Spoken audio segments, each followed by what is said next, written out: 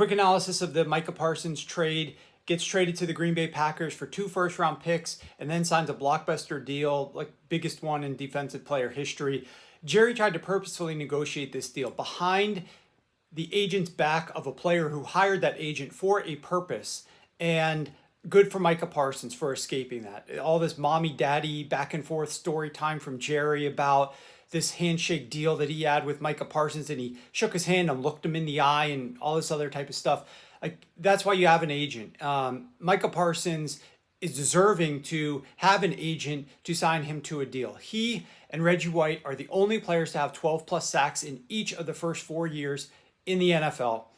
He also led the NFL since he came into the league with 335 quarterback pressures, the best outside edge pass rusher in terms of pressures in the NFL since he came into the league in 2021. And oh, by the way, he's only missed 5 games in his career.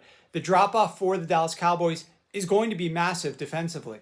Last year, they allowed 7.7 yards per attempt when Micah was on the field. When he was off the field, that went to 8.4. Highest in the NFL. 8.4 yards per pass attempt without Micah on the field. Highest in the NFL.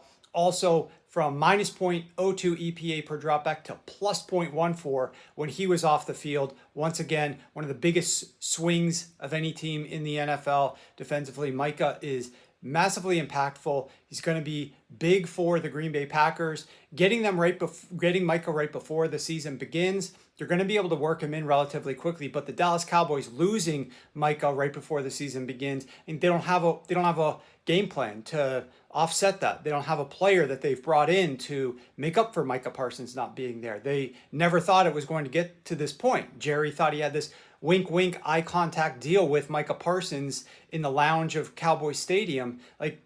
So it didn't happen. It's going to be tough for the Dallas Cowboys to work around such an impactful edge rusher not being there for the entire season.